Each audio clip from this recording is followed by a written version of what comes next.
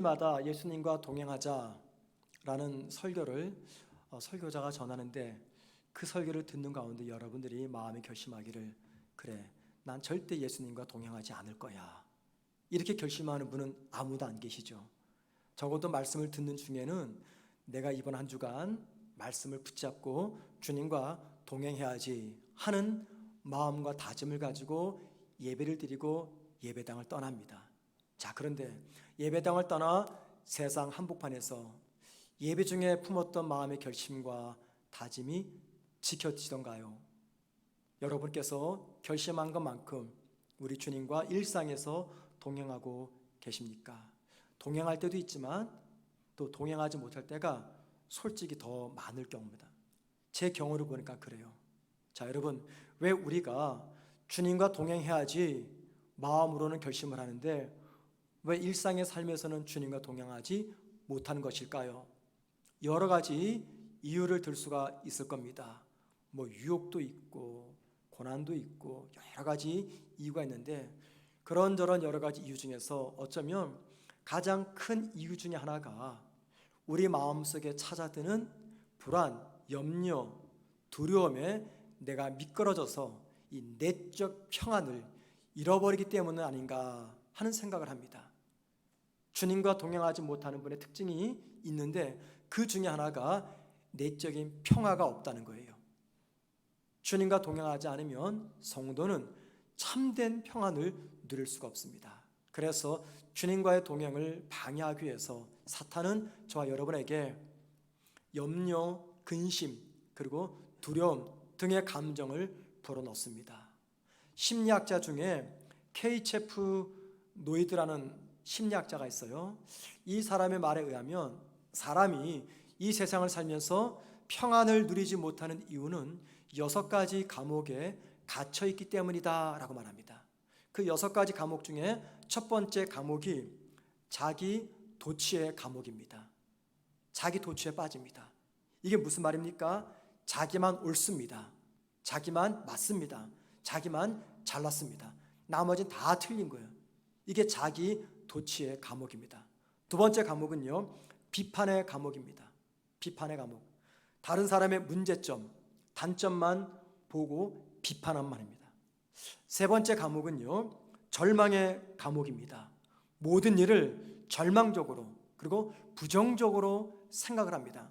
아무리 좋은 일도 그 사람한테 들어가면 다 부정적인 결과가 맺어져서 나오는 사람, 그런 사람들 있죠. 이게 바로 절망의 감옥에 갇힌 사람의 특징입니다. 네 번째 감옥은요, 과거의 감옥입니다. 과거의 감옥. 과거 좋았던 때, 내가 잘 나가던 때, 내가 항상 주인공, 주연으로 살았던 때, 그때만 회상하는 사람들이 있습니다. 다섯 번째 감옥은요, 선망의 감옥입니다. 다른 사람들을 모두가 다 부러워해요. 저렇게 됐으면 좋겠다, 저 사람이 부럽다, 모든 게 다 부럽다. 다른 사람을 다 부러움의 대상으로 바라보는 감옥입니다. 마지막 여섯 번째, 시기와 질투의 감옥입니다. 다른 사람이 잘 되는 것을 그냥 보고 있질 않습니다. 어떻게 해서라도 흠집을 내려고 시기하고 질투하는 사람, 이게 바로 시기 질투의 감옥에 갇힌 사람이죠.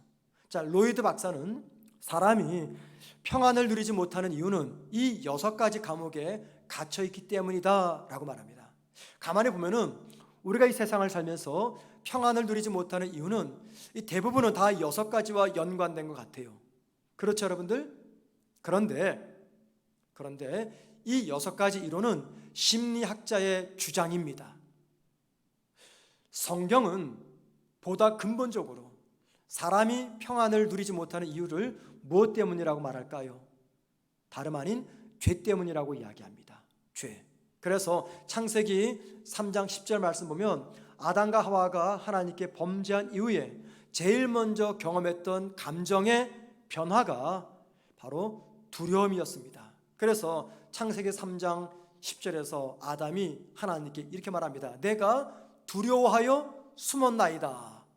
언제 이런 고백했습니까? 하나님께 범죄한 이후에 제일 먼저 보인 반응이 바로 이 두려움의 반응이었습니다.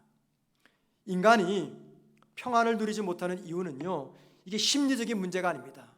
저나 여러분이 평안을 누리지 못하는 근본적 이유는 바로 이것은 영적인 문제이기 때문입니다. 여러분 잘 보세요. 인간이 하나님께 죄를 범했습니다.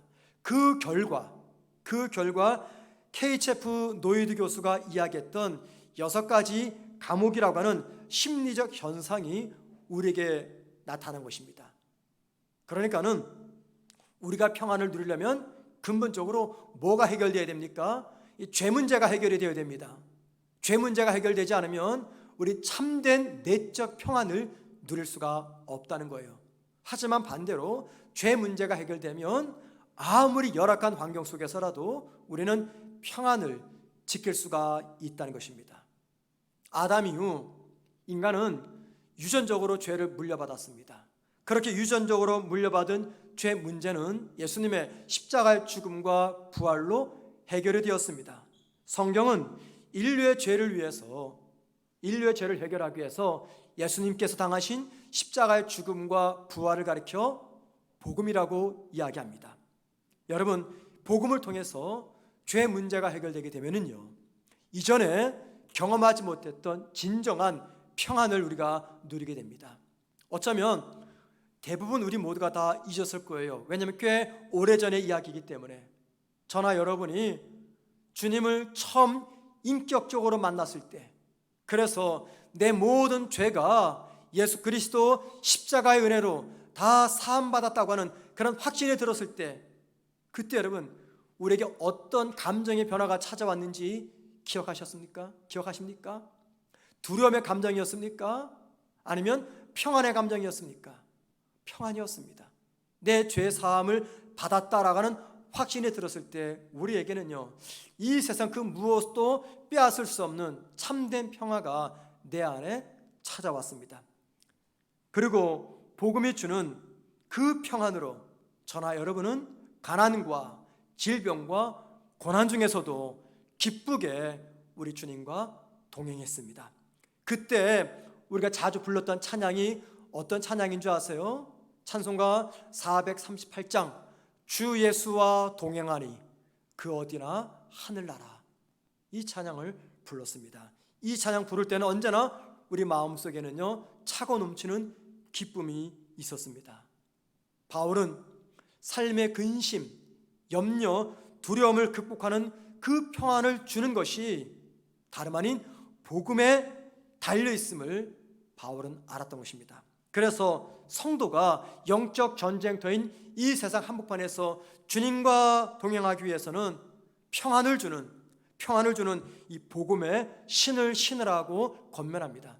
아니, 엄밀히 말하면 죄와 사망에서 날 구원한 평안의 복음의 신을 내가 지금도 잘 신고 있는지, 혹시라도 벗겨지지는 않았는지 점검하고 또 확인해 보라고 말씀을 통해서 권면합니다.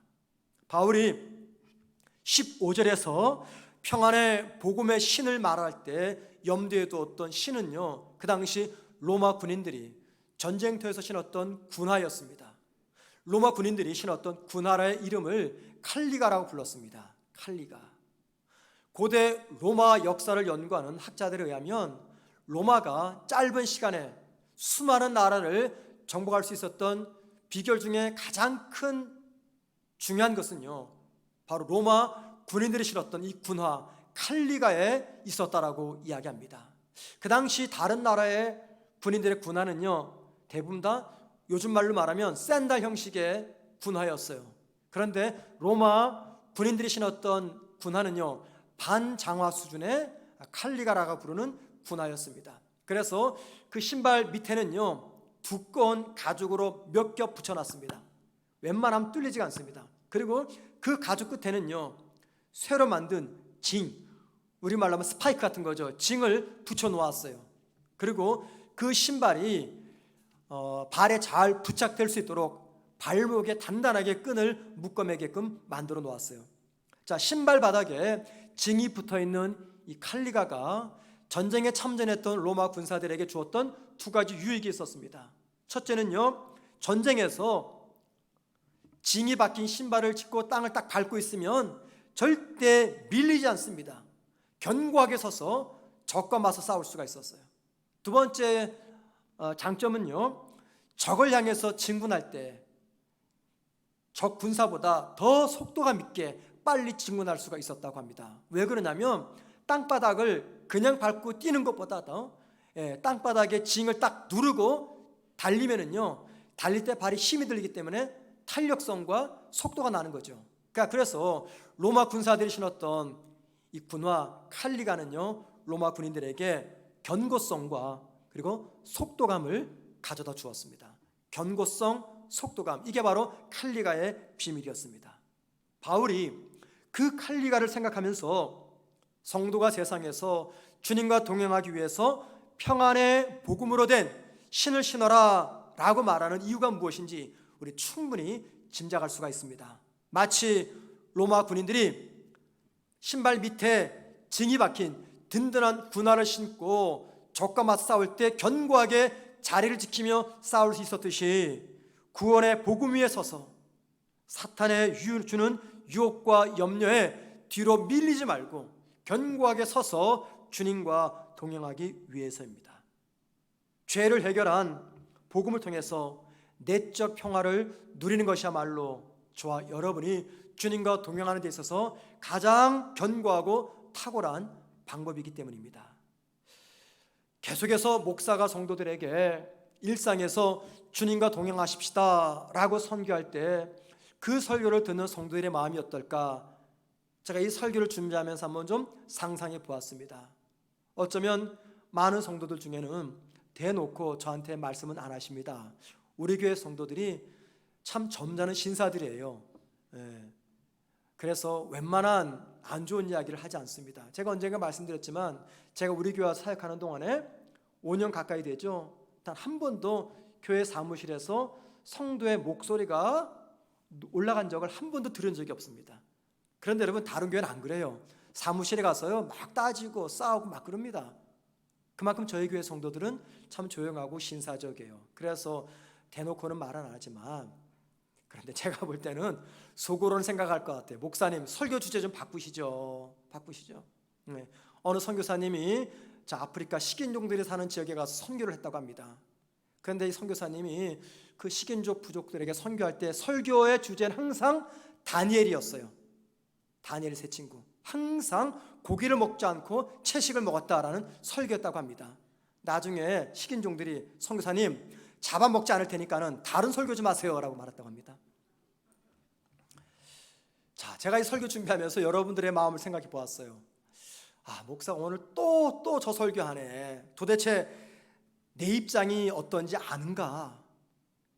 내 직장의 상황, 가족의 문제, 건강의 문제, 자식의 문제, 내가 지금 실직을 당했는데 지금 회사가 어려움이 찾아와서 내가 언제 실직 통보받을지 알지 못하는데 수많은 유혹 속에서 내가 어렵게 살아가는데 그런 나에게 어떻게 매 순간 주님과 동행하라고 말하고 있는 것인가? 아마도 이 설교 앞에 그렇게 여러분들이 생각을 하실 겁니다. 여러분, 제가 다는 몰라도 상당 부분은 여러분들의 그런 심정을 충분히 이해합니다. 왜냐하면 저 역시 모습은 다르지만 여러분과 별 다를 바 없이 유혹과 염려 속에서 살아가고 있기 때문입니다. 아니, 목사에게 무슨 염려가 있냐? 있죠, 여러분. 제가 우리 교회에서 열심히 지금 목회합니다. 그런데 과연 내가 이 목회를 은퇴할 때까지 잘할 수 있을까라는 생각을 합니다. 목사의 부족함과 실수와 연약함 때문에 그만 중단하고 떠나지는 않은가? 그런 생각을요 솔직히 할 때가 있습니다. 이런 생각하지 않고 목회만 하면 얼마나 좋겠어요. 그런데 그게 잘 안 됩니다. 여러분이 그럴 거예요. 목사님, 쓸데없는 생각하지 말고 기도하고 목회만 열심히 하시라고. 그런데 그게 안 됩니다. 그래서 예수와 동행하자라고 하는 이 목사의 설교의 마음 한켠에는 불편한 마음을 갖는 여러분들의 심정이 이해가 됩니다. 일어나지도 않은 부정적인 생각이 저의 생각을 지배하게 되면요, 그때는요 주님과의 동행이 아니라 내 마음에 두려움을 심어주는, 염려 근심을 심어주는 사탄과 동행하고 있는 나를 발견합니다. 여러분, 이렇게 부정적인 생각을 심어주고 평안을 빼앗아 감으로 말미암아 주님과 동행하지 못하게 하는 이 사탄의 공격 앞에서 대적하며 맞서기 위해서 필요한 것이 무엇인가라는 겁니다. 그게 무엇입니까? 바울은 오늘 15절 본문에서 평안이 복음이 준비한 시내라고 이야기합니다. 평안의 복음이 준비한 시내라고 이야기합니다. 이 세상을 살아가는 우리에게 기쁨을 주고 감동을 주고 감격을 주는 것이 참 많습니다. 자녀의 합격 소식이 너무너무 기쁘고 감동스럽습니다. 나이가 들어 자녀가 결혼합니다. 그거 역시 우리에게 기쁨을 주고 감동을 줍니다. 배우자가 승진을 합니다. 새 집을 샀습니다. 집을 샀는데 집값이 상승을 합니다. 사업이 승승장구 잘 됩니다. 이런 것들 때문에 내 안에 기쁨과 감동과 감사가 찾아옵니다. 자, 그런데 여러분, 만일 이런 것들이 내 삶의 평안과 안정의 원천이라고 한다면 어떤 문제가 발생할까요? 그 평안과 안정의 원천인 그런 것들이 어느 날 사라질 때가 있어요. 내가 잃어버릴 때가 분명히 있습니다. 자, 그렇게 되면 평안과 안정은 사라지게 되고 내 안에 불안과 염려와 두려움이 밀려옵니다. 자, 그렇게 되면 믿는 자가 어떤 일이 경험하게 되는 줄 아십니까? 주님과 동행하지 않게 됩니다. 자, 그런데 구원이 주는 기쁨은요, 이런 것들과 비교할 수 없는 기쁨과 감격입니다. 우리의 평안과 안정의 원천인 이 모든 것들이 사라져도 구원이 주는 기쁨은요 절대 사라지지가 않습니다. 구원의 감격과 기쁨은 내가 변하지 않는 한 나를 떠나지 않습니다. 왜 그렇습니까? 구원은 전적으로 하나님의 은혜에 달려있기 때문입니다. 사탄이 저와 여러분을 맹렬하게 공격합니다. 넘어뜨리려고. 자, 그런데 여러분, 사탄이 저와 여러분에게 달려드는 이유는 우리의 구원을 취소시키기 위해서 달려드는 게 아닙니다. 사탄은 절대 우리의 구원을 취소시킬 수가 없고 사탄도 잘 알고 있습니다. 그러면 사탄이 왜 우리에게 달려드느냐? 구원을 취소시키기 위해서가 아니라 구원의 감격을 빼앗아가기 위해서입니다. 왜냐하면 성도가 구원의 감격을 잃어버리게 되면요, 그 순간부터 주님과 동행하지 못하게 됩니다.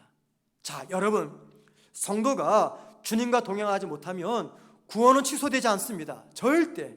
그러나 주님과 동행하지 않으면 성도는 성도만이 누릴 수 있는 은혜를 누리지 못합니다.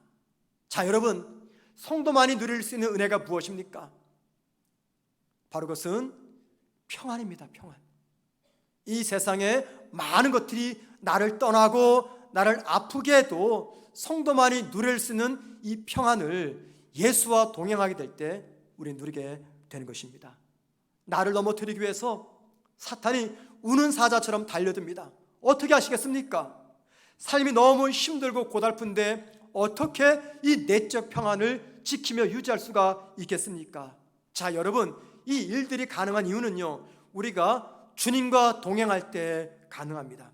주님과의 동행을 견고하게 지켜주는 것, 바로 그것은 구원의 복음을 잃지 않는 것입니다. 최근에 제가 가장 존경하는 목사님께서 원로 목사님으로 추대가 되셨어요. 제가 오랫동안 부목사 생활했던 그 교회 담임 목사님이십니다. 20년 넘게 그 교회에서 목회를 하고 이제 올 연말에 은퇴하시는데, 교회에서는 은퇴를 앞두고 온 성도가 원로 목사님으로 추대를 하셨어요. 공동의회 때 보통의 교회 같으면요, 무기병으로 투표하든지 손을 들어서 확인할 때 하는데, 이 교회는 그런 방법을 택하지 않고 성도들이 이렇게 말을 했어요. 아니, 왜 투표하느냐고, 다 같이 기립박수로 우리 목사님 원로 목사로 추대합시다. 그랬더니요, 정말 온 성도가 그 자리에 다 일어나가지고 기립박수로 그 목사님을 원로 목사님으로 추대하셨어요. 저는 그 소식을 듣고 너무너무 기뻤습니다. 왜냐하면 제가 가장 존경하는 목사님이기 때문에 그분의 그 기쁨의 사건이 꼭 저의 일처럼 느껴졌기 때문이에요. 자, 그러면서 마음에 이런 생각이 드는 거죠. 이게 당연한 건데, 다른 목사들은 몰라도 저분이면 당연한 건데, 왜냐하면 그분이 그 교회에서 어떻게 목회하셨는지 제가 너무나 잘 알고 있기 때문이죠. 언제나 겸손과 사랑으로 성도를 섬기며 목양 일념으로 사역하셨던 지난 시간을 제가 잘 알고 있기 때문에 이건 당연한 건데 하면서 참 기뻤습니다. 자, 그런데 여러분, 그러고 나니까 제 마음에 걱정과 근심과 두려움이 찾아오는 겁니다. 왜 그러냐면 과연 나도 저 목사님처럼 목회를 정한 시간까지 다 마치고 은혜롭게 은퇴할 수 있을까? 그런 생각을 하니까 마음이 불안해지기 시작하는 겁니다. 왜냐하면 저에게는 그분과 같은 목회자적 자질이나 능력이 한없이 부족하기 때문입니다. 흔한 말로 그 목사님은요, 목회 구단입니다. 목회 구단. 인품적으로나 말씀적으로나 성도를 사랑하거나 교회를 섬기는 모든 면에서 부족함이 없는 분이세요. 그런 분은 가능한데 과연 나같이 부족한 목사가 이게 가능할까? 제가 미래의 저의 모습을 생각하니까는 제 마음에 평안이 찾아오는 게 아니라 불안과 근심과 두려움이 찾아오더라고요. 여러분, 이런 생각이 들었어요. 은퇴는 고사하고 당장 2021년 한 해 동안에 내가 성공적으로 목회할 수 있을까? 이런 염려가 찾아오게 되었습니다. 그리고 이런 생각이 제 머리에 가득 차다 보니 어느 한순간 묵직한 것이 제 가슴에 딱 걸린 것 같았어요. 그러면서 마음이 답답하고 불안과 염려와 두려움이 물밀듯 밀려오는 것을 제가 순간 느꼈습니다. 아직 오지 않는 불확실한 미래의 그 일이 내 생각을 딱 사로잡으니까요, 내 마음을 잡으니까 내 곁에 계신 우리 주님이 보이지 않았습니다. 대신에 두려움과 근심에 함몰되어 있는 내 자신을 바라보게 되었어요. 여러분, 아마 제가 경험하는 이런 두려움과 염려와 근심은 여러분에게도 동일하게 찾아오지 않을까 생각을 합니다. 어느새 내 나이가 퇴직할 나이가 되어서 회사로부터 언제 퇴직 통보를 받을지 불안합니다. 나이가 들어서 퇴직은 했는데 무슨 일을 해야 될까 걱정이 됩니다. 노후 대책을 완벽하게 갖추지 않아서 미래가 염려스럽습니다. 고생해서 어렵게 새로운 직장에 취직했는데 내가 이 직장에서 일을 잘할 수 있을까 불안합니다. 우리 자녀가 어렵게 결혼했는데 정말 행복하게 잘 살 수 있을까 걱정이 됩니다. 있는 돈 없는 돈 다 긁어 모아서 집 한 칸 장만했는데 혹시라도 집값이 폭락되는 것은 아닌가 두렵습니다. 지난달에는 그래도 평균보다 매출이 좀 나아서 겨우겨우 지난달은 보냈는데 이번 달 다음 달은 어떨지 우리 마음속에 근심이 가득 찾아옵니다. 여러분, 아직 오지 않는 미래를 두려움과 근심으로 생각하게 되면 어느 순간부터 내 마음에 평안이 사라집니다. 그리고 염려와 두려움으로 인해서 내 마음에 내적 평화가 사라지게 되면 여러분, 그때 나타나는 최종 결론은 주님과 동행하지 못한다는 것입니다. 바로 이때 우리가 신어야 될 신발, 지금 내 발에 제대로 신겨져 있는지 확인해야 될 그 신발은 다름 아닌 구원의 감격으로 만들어준 평안의 복음의 신발이라는 것입니다. 바울은 로마서 1장 11절에서 이 평안의 구원의 복음의 특징을 이렇게 설명해 놓았습니다. 보십시오. 어떤 신령한 은사를 너희에게 나누어 주어 너희를 견고하게 하려 함이니 내가 너희 보기를 간절히 원하는 것은 어떤 신령한 은사를 너희들에게 나누어 주고 너희를 견고하게 만들려고 하기 때문이다 라고 말합니다. 바울이 로마 교회에 방문하기를 원했던 동기를 기록해 놓았어요. 자, 여기 바울이 말하는 어떤 신령한 은사, 이게 뭡니까? 바울이 로마 교인들에게 나눠주기를 원했던 신령한 은사, 그것은요 로마서 1장 2절과 10절에서 말하기를 구원의 복음이라고 이야기합니다. 바울은 로마 교회 교인들에게 구원의 복음을 전하기를 원했어요. 왜냐하면 그 구원의 복음을 들어야지 로마 교회 성도들이 로마의 탄압과 박해 현장 속에서도 견고하게 믿음을 지킬 수가 있었기 때문입니다. 구원의 복음을 들어야지 평안을 빼앗아가는 삶의 자리자리에서 주님과 동행할 수가 있었기 때문입니다. 그래서 신령한 은사, 구원의 복음을 전하겠다고 말씀합니다. 여러분, 여기 견고케 하다, 이 말이 무슨 말입니까? 견고케 하다. 주님과 동행하는 우리를 사탄이 수단과 방법을 가리지 않고 방해해도 절대 뒤로 물러서지 않는 견고함을 이야기합니다. 자, 그런데 여기 잘 보세요. 견고케 하다, 이 말은요, 능동태가 아니라 수동태입니다. 즉, 나의 노력, 나의 열심으로 내 믿음의 자리를 견고하게 지키는 것이 아니라 다른 무엇, 다른 누구의 도움을 받아야지 내 믿음의 자리를 견고하게 지킬 수 있다, 그 말입니다. 자, 그러면 여러분, 무엇이 성도를 도와서 믿음의 자리를 견고하게 지키며 뒤로 물러서지 않고 주님과 동행하게 합니까? 바울은 바로 그것을 가르쳐서 구원의 복음이라고 이야기합니다. 구원의 복음이 저와 여러분을 믿음의 자리를 견고하게 지켜준다라고 이야기합니다. 여러분, 구원의 복음이 무엇입니까? 구원의 복음이란 나를 죄에서 구원하여 하나님의 자녀로 삼아주신 사건을 가리켜 구원의 복음이라고 이야기합니다. 바로 그 구원의 복음이 나를 견고하게 만들어서 나를 불안하게 하고 나를 염려하게 하고 나를 근심하게 하는 사탄의 유혹을 물리치며 내적인 평안을 지키며 마침내 주님과 동행하게 한다는 것입니다. 언젠가 한환상 전 부총리가 시사전을 해서 이런 이야기를 했어요. 한환상 전 부총리는요, 크리스찬입니다. 이분이 시사전을 해서 왜 한국 교회가 지금 무너지고 있느냐, 그 이유는 단 한 가지, 예수 안에, 성도 안에, 그리고 교회 안에 예수가 없기 때문이다, 이렇게 답을 내렸어요. 자, 성도 안에 예수님이 없어요. 목사 안에 주님이 없어요. 교회당 안에 주님이 없어요. 이게 말이 안 되잖아요. 우리가 좀 주님을 믿고 있는데 내 안에 주님이 없대요.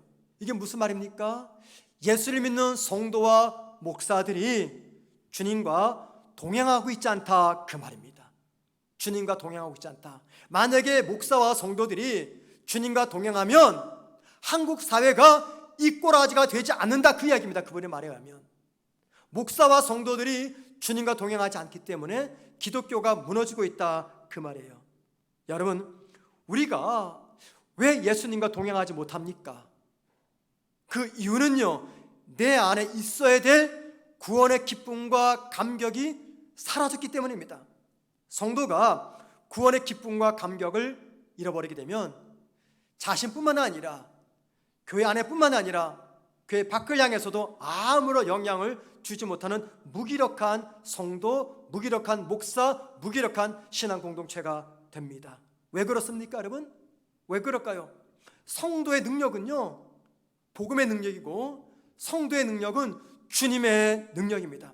그리고 그 주님의 능력은 저와 여러분이 주님과 친밀하게 동행할 때 내가 사용할 수 있는 능력입니다. 주님과 동행하지 않으면 절대 누릴 수 없는 능력이 주님의 능력이요 복음의 능력입니다. 그런데 성도가, 목사가, 교회들이 주님과 동행하지 않기 때문에 주님의 능력을 제대로 활용하지 못하고 그로 인해서 교회가 빛도 잃고 소금의 맛도 잃어버린 무너지는 교회와 성도가 되어가고 있다고 이야기합니다. 여러분, 구원의 복음을 잃어버리고 주님과 동행하지 않으면 말입니다, 이 예배당 안에서 목사와 성도 간에 혹은 성도와 성도 간에 정말 말도 안 되는 것을 가지고 다투고 싸우고 분쟁합니다.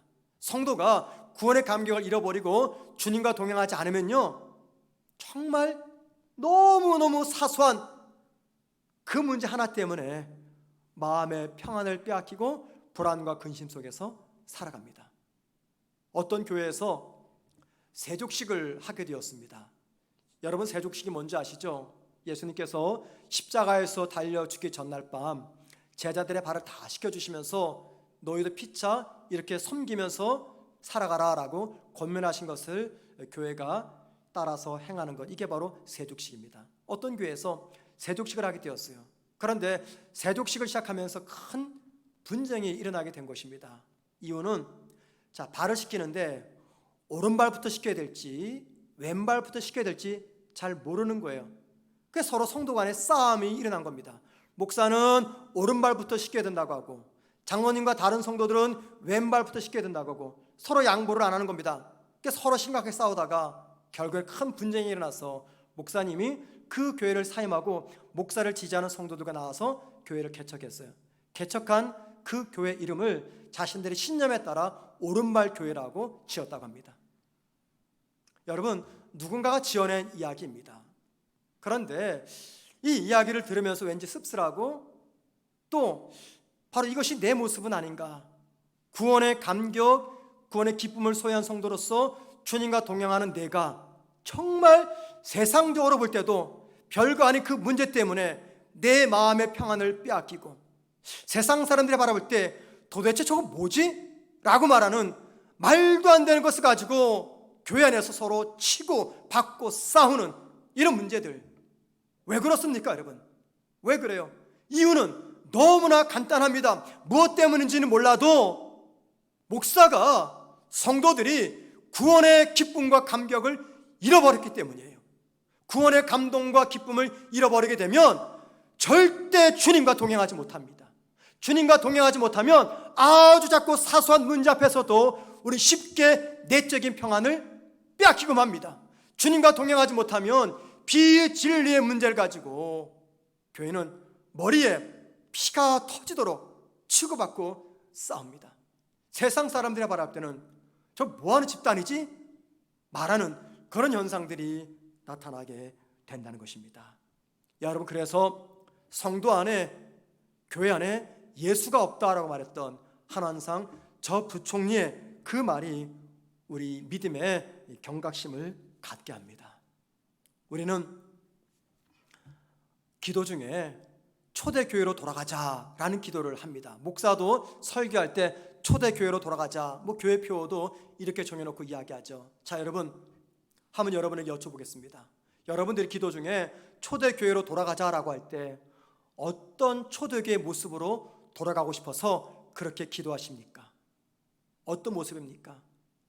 초대교회 시절 베드로 사도가 한번 설교하면요 3,000명씩 회개하고 주님께 돌아오는 폭발적인 성장과 부흥이 있었는데 그게 그리워서 초대교회로 돌아가자고 기도하십니까? 아니면 초대교회 성도들은요 부자 교인들이 자기들의 재물을 팔아서 가난한 성도들에게 나눠주면서 성도 상호간에 부족함이 없었던 아름다운 공동체였는데 그 모습이 그리워서 우리 교회도 초대교회로 돌아가자 그렇게 기도하십니까? 여러분, 우리가 초대교회로 돌아가자라고 기도할 때 각각 갖는 생각은 다 다릅니다. 하지만 여러분, 우리가 피차 초대교회로 돌아가자라고 기도할 때 반드시 돌아가야 될 초대교회 모습이 있습니다. 그거는요, 한 그 당시 2000년 전 초대교회 성도들의 삶의 정황을 생각해 보십시오. 네로 황제의 핍박이 있습니다. 유대인들의 시기, 질투, 박해가 있습니다. 많은 사람들로부터 고난을 당합니다. 그래서 집을 떠나서 동굴로 산속으로 숨어 들어갑니다. 심지어는요 로마 시내 밑에 지하에 카타콤이라고 하는 지하 무덤으로 들어갑니다. 자, 그렇게 살면서도 그들은요 마음의 평안을 빼앗기지 않았습니다. 그래서 콜로세움에서 사자의 밥이 되어가는 순간에도 십자가에 매달려 불에 타 죽어가면서도 그들은 감사 찬양의 영광을 하나님께 올릴 수가 있었던 것이죠. 여러분, 우리가 초대교회로 돌아가자라고 할 때 바로 이 모습으로 돌아가야 됩니다. 우리의 삶의 환경이 어떠하든지 초대교회의 모습을 붙잡아야 됩니다. 왜 이 모습으로 돌아가야 됩니까? 그것은요 오늘날 저와 여러분의 삶의 현실이 너무너무 척박하고 힘들고 어렵기 때문입니다. 살아가기가 정말 힘이 들어요. 풍요 속의 빈곤이라고 잘 사는 것처럼 보이는데 상대적인 박탈감, 상대적인 빈곤감을 느끼면서 잠을 이룰 수가 없습니다. 불안이 엄습해옵니다. 염려와 근심 속에 하루하루를 맞이합니다. 이제 나 뭐하고 살지? 어떻게 살지? 라고 하는 염려 속에서 우리가 살아갑니다. 그래서 우리가 초대교회로 돌아가자고 할 때 그런 박해와 환난과 핍박 속에서도 절대 평안을 잃어버리지 않았던 그 초대교회 성도들의 모습으로 돌아가자는 겁니다. 여러분, 초대교회 성도들이 무엇 때문에 핍박과 박해와 순교 현장 속에서도 평안을 잃지 않았습니까? 그들의 마음을 지켜줬던 게 무엇입니까? 다름 아닌 구원의 복음이었습니다. 구원의 기쁨, 구원의 감격이었습니다. 그 구원의 기쁨을 붙잡았기 때문에 그들은 주님과 동행할 수가 있었고, 사자굴에서도 십자가에서도 주님과 동행했기 때문에 주 예수 모신 곳 그 어디나 하늘나라 찬양하면서 평화 속에서 하나님의 나라로 들어갈 수가 있었던 것입니다. 벤디에르라는 작가가 있습니다. 이 작가는 자신이 참전했던 세계 2차 대전의 경험을 근거로 해서 요새의 함락이라는 제목의 책을 썼어요. 이 책에서 벤디에르는 전쟁 중 자신이 겪었던 일화를 하나 기록해 놓았습니다. 2차 세계대전 중 B-17기 전투기를 타고 독일에 있는 카젤이라는 도시를 폭격하게 되었다고 합니다. 그런데 폭격을 하다가 독일의 군인들이 쏜 대공포가 자신이 타고 있었던 전투기 연료 탱크에 맞게 된 거예요. 여러분, 보통 이 전투기 연료 탱크에 대공포가 맞게 되면 비행기는 폭발하게 됩니다. 폭발할 줄 알았는데 폭발하지 않는 거예요. 신기한 마음으로 조심조심 긴장하면서 기지에 돌아왔습니다. 돌아와서 확인해 보니 12발의 탄환이 이 연료 탱크에 박혀 있었어요. 그런데 놀랍게도 이 전투기는 폭발되지 않았던 겁니다. 그 이유는 12발 모두가 다 불발탄이었기 때문입니다. 불발탄. 여러분, 불발탄은요 100발의 탄환이 박혀 있어도 터지지 않습니다. 이 이야기를 읽으면서 다음과 같은 생각을 해보았습니다. 예수를 믿는 우리가 왜 주님과 동행하지 못하는 것인가? 구원의 복음을 내가 체험했고, 구원의 복음을 누구보다 잘 알고 있는 내가 왜 평안을 잃어버린 채 두려움과 연념과 근심에 함몰되어 있는 것인가? 나를 위해서 당신의 아들을 십자가에 내어준 하나님을 믿으면서도 왜 나는 평안과 기쁨 대신에 두려움과 걱정과 근심으로 살아가고 있는 것인가? 자, 여러분, 우리가 친숙한 복음, 우리가 수없이 들었던 복음, 우리가 또 듣고 싶은 이 복음이 내 삶에서 폭파하지 않고 불발탄으로 남아있기 때문입니다. 복음은 능력이라고 말합니다. 복음은 생명이라고 말합니다. 그래서 그 복음은 죄로 인해서 발생하는 그 어떤 두려움도 이기게 합니다. 자, 그런데 여러분, 능력의 복음, 생명의 복음을 저와 여러분이 믿으면서도 불안과 두려움에 휩싸여 주님과 동행하지 못하는 이유는 그 능력과 생명의 복음이 내 삶 속에서 폭발하지 못하고 불발탄으로 남아있기 때문입니다. 왜 그렇습니까, 여러분? 구원의 감동과 기쁨을 내가 잊었기 때문입니다. 잊었기 때문에. 그래서 사도 바울은 영적인 견고함을 지키기 위해서 평안의 복음의 신을 신으라고 말하고, 지금 내 발에 이 복음이 제대로 신겨져 있는지 확인하고 또 확인하라고 말씀하고 있습니다. 여러분, 염려와 두려움의 상황에서 주님과 동행하는 내 발을 미끄럽게 해서 동행하지 못하게 하는 이 사탄에 맞서서 우리가 싸우기 위해서는요, 내가 믿고 있는 그 복음이 내 삶에서 폭파되어야 된다는 것입니다. 사랑하는 성도 여러분, 이번 한 주간 우리는 고난주간 특별 새벽기도회로 보내게 됩니다. 자, 여러분, 십자가 앞에 우리 모두가 나아가는 시간입니다. 그 십자가 앞에서 무엇을 발견하십니까? 죄인이었던 내가 어떻게 하나님의 자녀가 되었는지, 영벌을 받을 수밖에 없는 내가 어떻게 영생을 얻게 되었는지 확인하셔야 됩니다.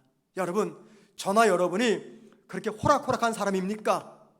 누가 몇 마디 한다고 해서 쉽게 예수를 믿는 사람입니까, 여러분?